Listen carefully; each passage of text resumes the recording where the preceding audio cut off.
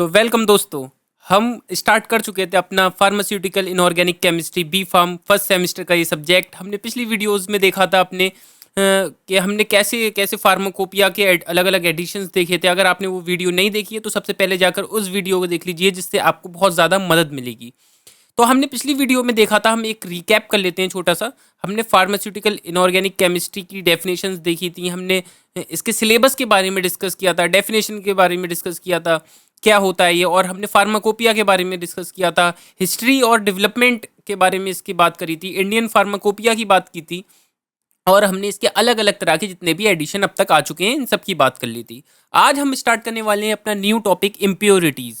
तो ये बहुत ज़्यादा इंपॉर्टेंट टॉपिक है और ज़्यादा से ज़्यादा 10 मार्क्स में भी ये आपसे पूछ लिया जाता है, इसीलिए इस टॉपिक को आपको बहुत ध्यान से समझना होगा और ये क्या होता है इसके बारे में जानना होगा।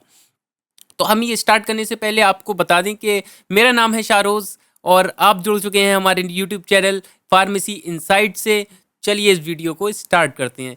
इम्प्योरिटीज़ क्या होती हैं, सबसे पहले आपको ये समझना होगा इम्प्योरिटीज़ का मतलब क्या है। इम्प्योरिटीज़ नाम से समझ में आ रहा है, कोई भी ऐसी चीज़ जो प्योर ना हो, जो हमारे किसी काम की ना हो, उसको इम्प्योरिटीज़ बोलते हैं।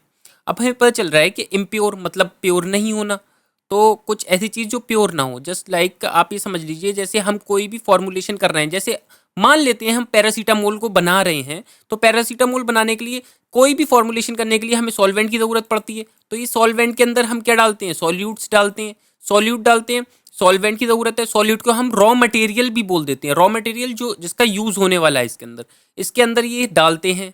ठीक, इसके अलावा हम कुछ केमिकल्स और डालते हैं जिन्हें रिएजेंट वगैरह बोलते हैं, जिसको भी हमें इसके अंदर यूज़ करना है वो इसके अंदर हम डाल देते हैं केमिकल रिएजेंट। इसके साथ साथ एक चीज़ होती है एक्जीपिएंट, एक्जीपिएंट को भी हम इसके अंदर डाल देते हैं। एक्जीपिएंट क्या चीज़ होती है, एक्जीपिएंट आप ये समझिए, एक्जीपिएंट बोलते हैं किसी भी फ्लेवरिंग एजेंट को, बाइंडर को, और जितने भी कलरिंग एजेंट, ये जितने भी एक्स्ट्रा की चीज़ें हैं, जो भी हमारे जो फॉर्मुलेशन है, हमारा जो भी ड्रग है, उसको उसकी जो क्वालिटी को वो कर रही है, इन्हेंस कर रही है, उसको बोलते हैं हम एक्जीपिएंट। तो एक्जीपिएंट भी इसके अंदर हम एडअप करते हैं। तो एक्जीपिएंट वगैरह सब डालते हैं, तो इसके अंदर कुछ अगर थोड़ी सी भी इम्प्योरिटीज़ प्रेजेंट हो गई तो हम ये बोल देते हैं कि ये हमारा जो हमारे फॉर्मुलेशन थी वो क्या हो गई, इम्प्योर हो गई। अब ये इम्प्योरिटीज़ आती कैसे हैं, वो इसी टॉपिक में हम पढ़ने वाले हैं, सोर्सेज ऑफ इम्प्योरिटीज़ में कहाँ कहाँ से वो इम्प्योरिटीज़ आ सकती हैं। तो वो सारी इम्प्योरिटीज़ अगर इसके अंदर कहीं ना कहीं से कोई भी ऐड हो जा रही है, एडअप हो जा रही है, तो उसको ही बोलते हैं कि ये इम्प्योर हो गया, और ये सारी चीज़ें इम्प्योरिटीज़ के अंदर आ जाती हैं। तो ये जो इम्प्योरिटीज़ होती हैं एक तरह का फॉरेन मटेरियल होता है, ये फॉरेन पार्टिकल्स, फॉरेन मटेरियल्स होता है जो हमें नहीं चाहिए। अनवांटेड केमिकल्स भी होते हैं, जितने भी फॉरेन सब्सटेंस हैं, अनवांटेड केमिकल जो हमारे किसी भी फॉर्मुलेशन के लिए बिल्कुल भी ज़रूरी नहीं है, हमें बिल्कुल नहीं चाहिए उसका, लेकिन तब भी वो उसके अंदर आ जाते हैं। तो ऐसी चीज़ों को बोलते हैं हम इम्प्योरिटीज़। तो फार्मास्यूटिकल की साइज में अलग अलग तरह से इम्प्योरिटीज़ होती हैं। जैसे हम कोई भी फॉर्मुलेशन कर रहे हैं, उसमें मान लीजिए आर्सेनिक आ गया, या फिर लेड आ गया, या क्लोराइड के आयन आ गए, तो वो क्या हो गया, हमारा इम्प्योर हो गया। और जो ये इम्प्योरिटीज़ अगर हो जाती हैं तो हमारा पूरा जो फॉर्मुलेशन होता है वो टॉक्सिसिटी क्रिएट कर सकता है हमारी बॉडी के अंदर। वो हमारी बॉडी के अंदर एक तरह से टॉक्सिसिटी कर सकता है, हमारी बॉडी को और नुकसान पहुंचा सकता है। तो हमें याद रखने वाली चीज़ है कि हम अगर कोई भी चीज़ ऐसी खा रहे हैं, कोई भी हम ड्रग खा रहे हैं, अगर उस ड्रग के अंदर कोई भी इम्प्योरिटी प्रेजेंट है तो वो हमें कुछ नुकसान भी पहुंचा सकती है। तो ये सब हमारी इम्प्योरिटीज़ के अंदर आ जाता है। तो यहाँ पर मैंने बहुत ज़्यादा डिटेल में लिख दिया है, आपको इतने डिटेल में जानने की ज़रूरत नहीं है, बस आप इतना लिख सकते हैं कि इसकी आप डेफिनेशन लिख लें, जो कि बहुत ज़्यादा इंपॉर्टेंट होती है। डेफिनेशन के अलावा अगर आप चाहें तो ये पूरा लिख भी सकते हैं, आप इसको पढ़ भी सकते हैं, आपके इनफ रहेगा। तो हम देख सकते हैं, आप देख सकते हैं इसमें क्या लिखा है। अगर आप नोट्स बनाते हुए चल रहे हैं तो बहुत अच्छा काम कर रहे हैं, अगर नहीं बना रहे हैं तो भाई आज से ही बनाना स्टार्ट कर दीजिए, क्योंकि लास्ट टाइम में हमारे नोट्स ही हमारे काम आते हैं। आप सोचें कि मैं इसके ले लूँगा, मैं गूगल पे से निकाल लूँगा, मैं इधर से निकाल लूँ, कुछ भी नहीं होना है। आप कहीं से भी निकाल लीजिए, लेकिन आप जो खुद लिखते हैं वो ज़्यादा इंपॉर्टेंट होता है। बाकी मतलब मिल तो हर चीज़ जाती है, टेलीग्राम पे मिल जाएगा, हर जगह मिल जाएंगी चीज़ें। तो अगर निकालने की लिए बात आती है तो आप कहीं से भी निकाल लेते हैं। तो अगर आप उसको पढ़ने बैठेंगे तो आपको कुछ भी समझ में नहीं आएगा। अगर आप पढ़ते पढ़ते नोट्स बना रहे हैं तो वो ज़्यादा इंपॉर्टेंट है। मैं तो कहता हूँ कि जो मैंने लिखा है वो डिट्टो मत लिखिए। आप एक काम करिए, जितनी भी मैंने इन्फॉर्मेशन कलेक्ट करी है इसमें से आप थोड़े थोड़े पॉइंट्स बना के लिखिए, जो कि आपके लिए ज़्यादा सही रहेगा। तो यहाँ पर लिखा है कि इम्प्योरिटीज जो होती हैं ड्रग के अंदर, वो अनवांटेड केमिकल्स होते हैं, जिसको हमें नहीं चाहिए, वो केमिकल्स होते हैं, वो जब आ जाते हैं हमारे एपीआई के अंदर, एक्टिव फार्मास्यूटिकल इंग्रेडिएंट, जो कि हमें बहुत ज़्यादा ज़रूरत है जिस चीज़ की, जिसकी वजह से हमारा ड्रग को बनेगा, कोई भी ड्रग हमारा तैयार होगा, वो होता है उसके अंदर अगर आ जाते हैं कोई भी अनवांटेड केमिकल्स, तो उसे ही हम क्या बोलते हैं, इम्प्योरिटीज़। वो हमारी जो इम्प्योरिटीज़ होती हैं ये किसी भी ड्रग की एफिकेसी को घटा देती हैं। एफिकेसी क्या होती है?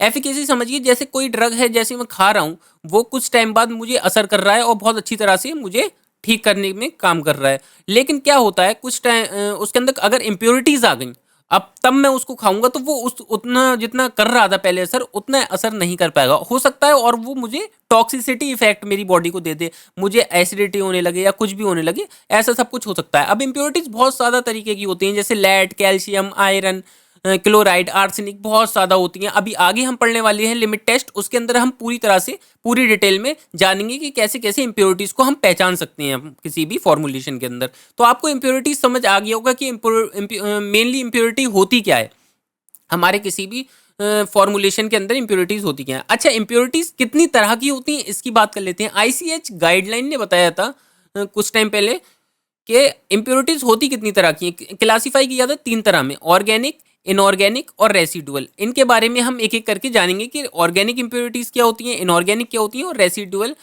जो होती है इंप्योरिटी वो क्या होती है। ऑर्गेनिक इंप्योरिटीज की बात कर लें तो ऑर्गेनिक इंप्योरिटीज जो होती है, नाम से हमें पता चल रहा है कि ऑर्गेनिक मतलब कुछ ऑर्गेनिक चीज होगी। मतलब जब हम मैन्युफैक्चरिंग कर रहे हैं, किसी भी चीज की मैन्युफैक्चरिंग कर रहे हैं, जैसे टैबलेट को बना रहे हैं, अलग अलग तरीके से हम उसकी मैन्युफैक्चरिंग करते हैं। उस प्रोसेस के दौरान करते करते टाइम प्रोसेस को अलग अलग तरह से हमारी इंप्योरिटीज हमारे फॉर्मुलेशन के अंदर आ सकती हैं। अब वो इंप्योरिटीज कैसे कैसे आ सकती हैं, वो किसी मटेरियल के जरिए आ सकती हैं, वो बाई प्रोडक्ट में आ सकती है, वो इंटरमीडिएट में आ सकती है, बीच में आ सकती है, डिग्रेडेशन प्रोडक्ट में आ सकती है, रिएजेंट, कैटलिस्ट, जितनी भी चीज़ें हम यूज़ कर रहे हैं इसके जरिए आ सकती है। अब वो इंप्योरिटी होगी ऑर्गेनिक। ऑर्गेनिक मतलब जो नेचर से मिलती है वो भी आ सकती है हमारे में। इसको बचाने के लिए, हमें इम्प्योरिटीज से बचाने के लिए हमें अलग अलग तरह की केमिकल रिएक्शंस वगैरह होती हैं जिससे हम इन इम्प्योरिटीज़ को निकाल भी सकते हैं। तो वो बात की बात है। पहले आप ये समझिए, ऑर्गेनिक इम्प्योरिटीज़ के अंदर पहला आता है हमारा by product impurity. By product impurity क्या होता है, जैसे हम पैरासीटामोल बना रहे हैं, उसके लिए हमें चाहिए होता है अमीनोफिनॉल चाहिए होता है। अब जब अमीनोफिनॉल फिनॉल जो होता है उसका एसिटाइलेशन करते हैं तो पैरासीटामोल बनता है। जब पैरासीटामोल बनता है, इसके साथ साथ एक बाई प्रोडक्ट भी बनता है जिसको बोलते हैं हम डाई एसिटिलेटेड पैरासीटामोल, जो कि बाई प्रोडक्ट होता है। अब ये इसके साथ अगर जुड़ गया तो ये एक तरह से ये इंप्योरिटीज का काम करता है। तो ये जो इंप्योरिटी होती है, इस तरह की इंप्योरिटी, ये अब ये देखिए आप, ये जो हमने एसिटाइलेशन करा था, तो जो ये बना डाई एसिटिलेटेड पैरासीटामोल जो बन गया था हमारा लास्ट में, तो ये देखिए एक तरह का ये ऑर्गेनिक कंपाउंड हो गया। ये ऑर्गेनिक कंपाउंड है, तो ये ऑर्गेनिक, इसमें कार्बन प्रेजेंट है ना, तो ये ऑर्गेनिक कंपाउंड है। अगर ये ऑर्गेनिक कंपाउंड बना है, किस वजह से बना, बाई प्रोडक्ट इंप्योरिटीज की वजह से बना, तो ये 100% यील्ड नहीं देगा हमारे लिए। 100% यील्ड का मतलब कोई भी प्रोडक्ट, ये समझ लीजिए, पूरी तरह से प्योर नहीं होता है। अगर हम कोई भी टैबलेट वगैरह खा रहे हैं, हम सोचें कि जाके ये पूरी तरह से असर दिखाने वाली है हमारे बॉडी के अंदर, लेकिन ऐसा नहीं होगा। वो थोड़ा सा उसका असर कम ही होगा, क्योंकि कहीं ना कहीं से कुछ ना कुछ आ जाता है, इम्प्योरिटी, कोई ना कोई बाई प्रोडक्ट आ जाता है हमारे किसी भी ड्रग के अंदर। तो आई होप आपको ये पहला पॉइंट समझ आया होगा। ऑर्गेनिक इंप्योरिटी क्या होती है, वो सारी इंप्योरिटीज जो कि ऑर्गेनिक होती हैं, जिनके अंदर कार्बन एटम प्रेजेंट होता है, वो अगर हमारे ड्रग के फॉर्मुलेशन में आ जाए मैन्युफैक्चरिंग प्रोसेस के दौरान। जब भी हम मैन्युफैक्चरिंग करते हैं किसी भी ड्रग की, सॉल्वेंट लेते हैं, सॉल्यूट लेते हैं, अभी हमने थोड़ी देर पहले बात की, सॉल्यूट को सॉल्वेंट में डालते हैं, केमिकल रिएजेंट डालते हैं, उसके साथ साथ एक्सिपिएंट वगैरह डालते हैं। तो उसके अंदर अगर हमारा जब भी हम पूरा बनाएंगे, उसके बाद बाई प्रोडक्ट इंप्योरिटी निकलती है, उसके अंदर अगर ऑर्गेनिक है तो वो ऑर्गेनिक इंप्योरिटीज में आ जाती है। तो ऑर्गेनिक इंप्योरिटीज वो इंप्योरिटीज जो कि ऑर्गेनिक है, ठीक है, अगर हमारे फॉर्मुलेशन में आती हैं। तो पहला प्रोसेस उसका था बाई प्रोडक्ट इंप्योरिटीज। उसके अंदर बाई प्रोडक्ट इंप्योरिटीज वो इंप्योरिटीज, अगर हम कोई भी फॉर्मुलेशन कर रहे हैं, उसके बाद जो प्रोडक्ट निकल के आ रहा है उसके अंदर कुछ ना कुछ उसके साथ अटैच्ड है, तो वो बाई प्रोडक्ट होगा उसका। ठीक, आगे बढ़ते हैं हम अपने नेक्स्ट टॉपिक की तरफ। इसके अंदर आता है अगला डिग्रेडेशन। डिग्रेडेशन प्रोडक्ट, जो डिग्रेडेशन प्रोडक्ट होता है उसके अंदर क्या होता है, आपको पूरा डिटेल में इसको नहीं लिखना है। फिर से मैं बता दूं, एग्जाम में अगर आपके एग्जाम में लिखने के लिए आता है पूरा मतलब ये, तो आप डालेंगे टाइप्स ऑफ इम्प्योरिटी, उसमें ऑर्गेनिक इम्प्योरिटी, उसमें एग्जाम्पल के तौर पे आप लिख सकते हैं by product impurity, degradation impurity, intermediate, मतलब बीच में आ गई कोई इम्प्योरिटी उसको बोल देते हैं इंटरमीडिएट इम्प्योरिटी।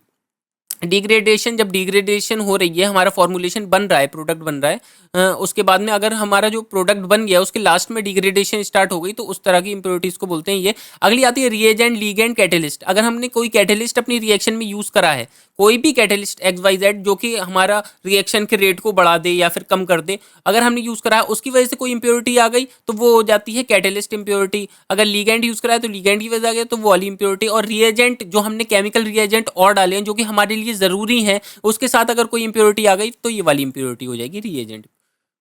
एंटीओमेरिक इम्प्योरिटी, ये इम्प्योरिटी होती है, ये भी हमारी एक तरह की इम्प्योरिटी होती है। जब रिएक्शन चलती होती है उसके बीच में अगर कोई इम्प्योरिटी आ गई ड्रग की तरह, मतलब ऐसा होता है कि कोई फॉर्मुलेशन हो रही है, फॉर्मुलेशन के साथ साथ कोई ऐसी चीज आ गई जो बिल्कुल सेम टू सेम प्रोडक्ट की तरह लग रही है। जैसे मान लीजिए हमने कोई ए है और बी है, इसके साथ हमने रिएक्शन कराई और हमारा प्रोडक्ट बना सी। उसके बिल्कुल सेम दिखने वाला एक और प्रोडक्ट बन गया, मान लीजिए C1।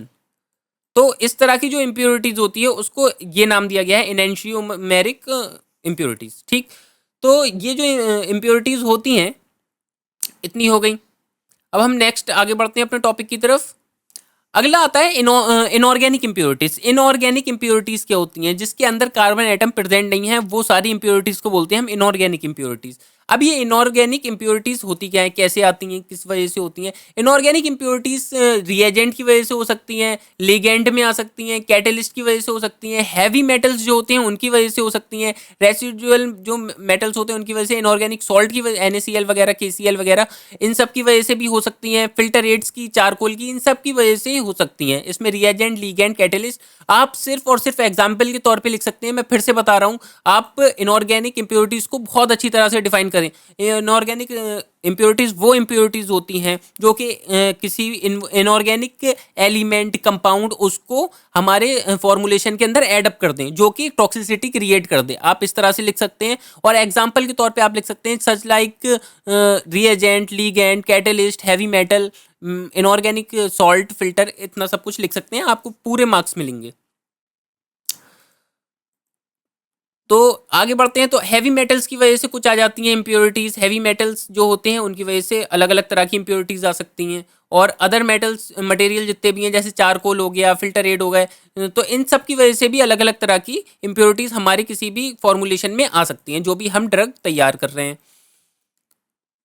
अब आता है रेसिडुअल सॉल्वेंट। मैंने सबसे पहले आपको बताया कि कोई भी फॉर्मुलेशन करने से पहले हमारे पास सॉल्वेंट होता है और उसके साथ साथ क्या होता है, सॉल्यूट्स होते हैं।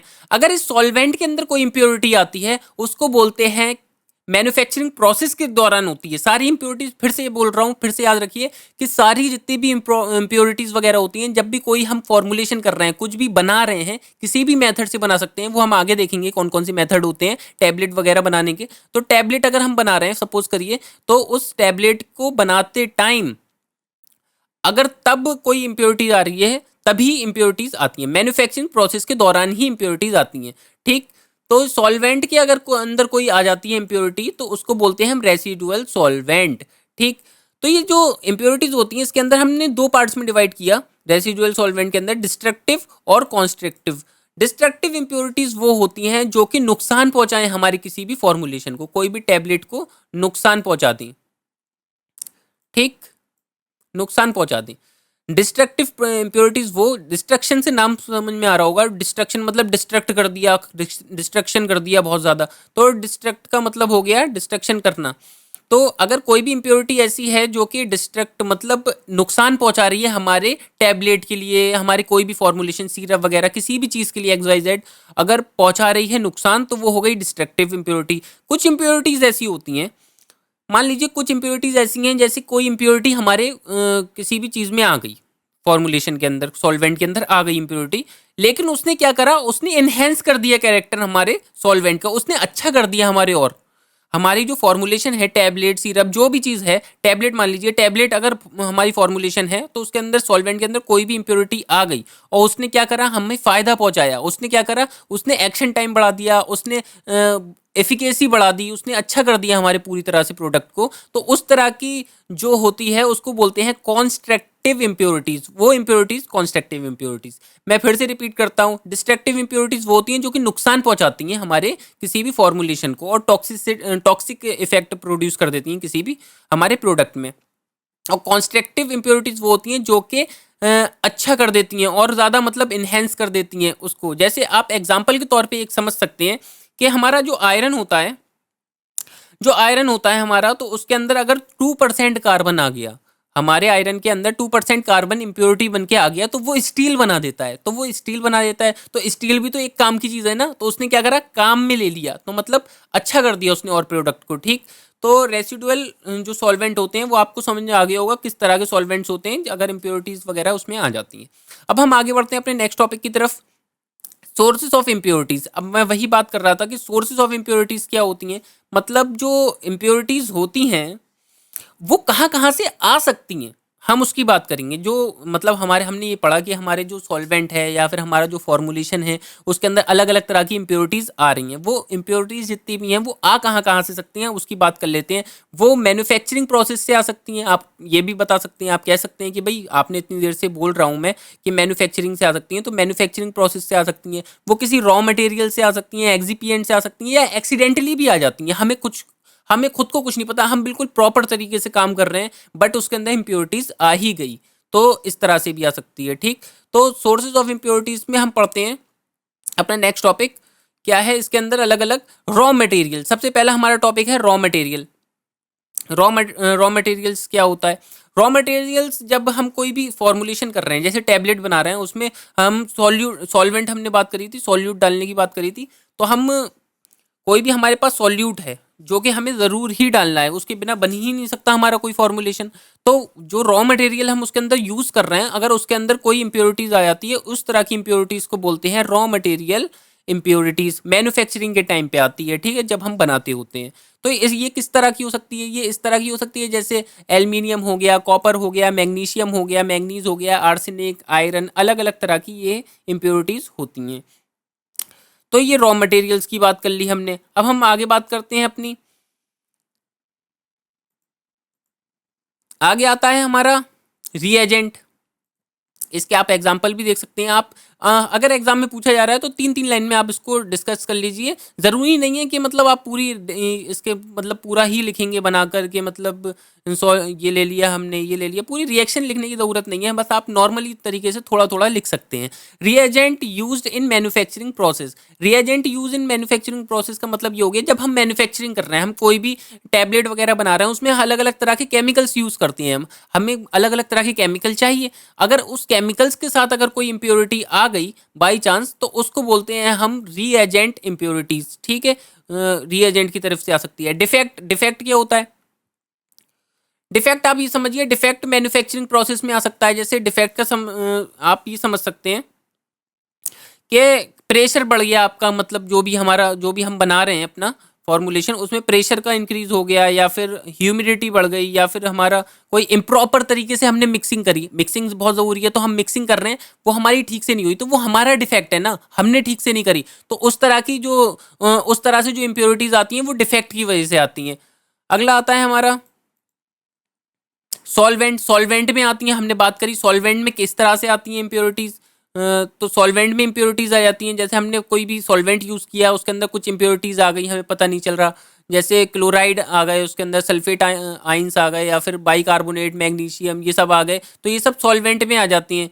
ठीक, अगला आता है हमारा action of solvent and reagent. अगर हाँ, आप ये समझिए कि हमने सॉल्वेंट लिया है और रिएजेंट लिया है, वो आपस में ही रिएक्ट होकर उन्होंने कुछ कर लिया। जैसे सॉल्वेंट लिया और रिएजेंट लिया, हमने सॉल्वेंट हमारा है, उसके अंदर हमने अलग अलग तरह के केमिकल डाले, अब वो सॉल्वेंट के साथ रिएक्ट हो गए गलत तरीके से, उन्होंने क्या करा, एक नया प्रोडक्ट बना दिया जो कि हमें बिल्कुल नहीं चाहिए, जो कि हमारे लिए नुकसान पहुंचाने वाला प्रोडक्ट है। तो उस तरह के प्रोडक्ट को बोलते हैं हम जो मतलब प्रोडक्ट बन रहा है वो सॉल्वेंट और रिएजेंट के बीच में रिएक्ट होने के बाद उनके एक्शन की वजह से जो इम्प्योरिटीज आ गई वो। एटमॉस्फेरिक कंटेमिनेशन का मतलब होता है, जैसे आप ये समझिए कि हम कोई भी हमें वो बना रहे हैं, कोई भी फॉर्मुलेशन तैयार कर रहे हैं। जब फॉर्मुलेशन तैयार कर रहे हैं तो हमारे आसपास से गैसेस आके उस फॉर्मुलेशन में अटैच्ड हो गई। अब जैसे ही हमारा सॉल्वेंट है, अब यहाँ पर हम क्या बना रहे हैं, कोई भी हम टैबलेट वगैरह बनाने की कोशिश कर रहे हैं, हमने इसमें रिएजेंट डाला, हमने रॉ मटेरियल डाल दिया, हमने एक्सिपिएंट डाल दिया, सब कुछ डाल दिया।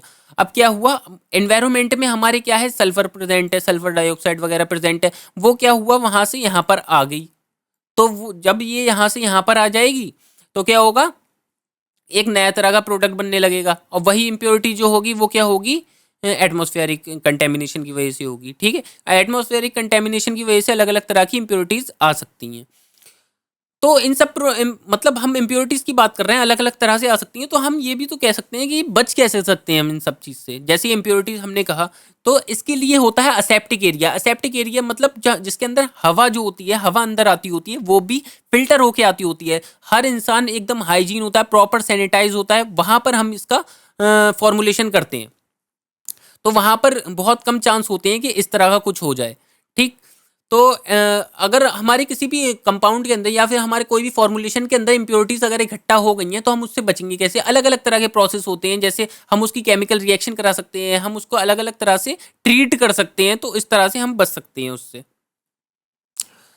आगे बढ़ते हैं अपने अगले टॉपिक की तरफ, डिफेक्टिव स्टोरेज। और स्टोरेज करने के टाइम पर जैसे ऐसा हो सकता है कि हमारे स्टोरेज जब हम कर रहे हैं, हमारा जो प्रोडक्ट है, तब हमने उसको ठीक से स्टोर नहीं करा। जैसे हमारे जो हमारा फॉर्मुलेशन है, टैबलेट है, वो ठंडी जगह में रखना है हमें, बट हमने रख दी उसको ज़्यादा टेम्परेचर पे, ज़्यादा टेम्परेचर जहाँ पर है वहाँ रख दी, तो अब भी इम्प्योरिटीज़ वगैरह उसके अंदर इकट्ठी हो सकती हैं। या फिर हमने एयर के कांटेक्ट में रख दिया, मॉइस्ट एयर के कांटेक्ट में रख दिया, तब भी हो सकती हैं। ये एग्जांपल है, आप देख सकते हैं फेरस सल्फेट को हमने अगर मॉइस्ट उसके एयर के साथ रख दिया तो वो फेरिक सल्फेट बन जाता है, जो कि बिल्कुल अलग प्रोडक्ट है, जो कि एक तरह की इम्प्योरिटी है। ठीक, आगे बढ़ते हैं अपने अगले टॉपिक की तरफ, इफेक्ट ऑफ इम्प्योरिटीज। इफेक्ट क्या होते हैं इम्प्योरिटीज के, कोई भी आप 4-5 इफेक्ट लिख सकते हैं। जैसे जो इम्प्योरिटीज होती हैं वो टॉक्सिक इफेक्ट क्रिएट करती हैं, जो कि इंजीरियस, बहुत ज़्यादा इंजूरियस होती हैं हमारी हेल्थ के लिए, और इनकम्पैटिबिलिटी कर देती हैं। सब्सटेंस हमारा काम ही नहीं करेगा, हम कितनी टैबलेट खाते रहे, हमारे ऊपर कोई असर ही नहीं होना है। उसकी फिजिकल और केमिकल प्रॉपर्टीज़ को घटा देगा, जो उसकी प्रॉपर्टीज़ वगैरह चेंज हो जाएंगी। और क्या होता है, अलग अलग जो थेरेपेटिक इफेक्ट होता है वही शो नहीं करेगा। जैसे हमने खाई पैरासीटामोल बुखार उतारने के लिए, अब वो बुखार ही नहीं उतर रहा है, पैरासीटामोल हम खाए जा रहे हैं, उससे कुछ भी नहीं होगा। ठीक है, उसका थेरेप्यूटिक इफेक्ट कम खत्म कर देगा, वो हार्मलेस हो जाएगी नेचर में। उसकी ओडर बदल सकती है, उसका कलर बदल सकता है, उसका टेस्ट बदल सकता है, और उसकी जो शेल्फ लाइफ है वो भी डिक्रीज हो सकती है। जैसे अगर कोई टैबलेट हमारे बॉडी के अंदर मान लीजिए 1 घंटा असर कर रही है, वो टैबलेट क्या करेगी, वो 15 मिनट असर करके खत्म हो जाएगी। तो आप ये समझ सकते हो अलग अलग तरह की इफेक्ट होते हैं इम्प्योरिटीज की वजह से। आई होप आपको ये वीडियो समझ आई होगी। अगर ये वीडियो समझ आई है तो इस वीडियो को लाइक कर दीजिए, और अगर आप नए हैं तो इस चैनल को सब्सक्राइब कर लीजिए। हमारी इस जर्नी के साथ जुड़ने के लिए बहुत बहुत शुक्रिया आप लोगों का। अगर इसमें कोई भी दिक्कत आ रही है आप मुझे बताइए। हाँ, अगर आप नोट्स बना रहे हैं, मैं आपको फिर से रिपीट कर देता हूँ एक बार, अगर आप नोट्स मेरे साथ साथ बनाते हुए चल रहे हैं तो आपको इतना सब कुछ लिखने की ज़रूरत नहीं है। मैंने आपको पहले ही बताया, आप अपनी लैंग्वेज में भी लिख सकते हैं। और आप एक काम कर सकते हैं, जैसे मैंने ये बोला है बहुत ज़्यादा, मैंने तो बहुत ज़्यादा ऐड करा है क्योंकि मुझे समझाना था, इसलिए आप एक काम कर सकते हैं, आपको ये एग्जाम्पल वगैरह इतना सब कुछ लिखने की ज़रूरत नहीं है। बस आप इसका नाम मेंशन कर सकते हैं, बाई प्रोडक्ट इम्प्योरिटी। आप इसको पूरा लिखना पड़ेगा, बट आपको पूरा समझाना पड़ेगा ऑर्गेनिक होती क्या है इम्प्योरिटी। आप क्या कर सकते हैं, आप एक और काम कर सकते हैं, जैसे ये डिग्रेडेशन है, आप ऐसे ही छोड़ दीजिए लिखकर, रिएजेंट की वजह से हो सकती है। ये मतलब इतना ज़्यादा अंदर डीप जाने वाला टॉपिक नहीं है, आपको खुद समझ में आना चाहिए इतना तो।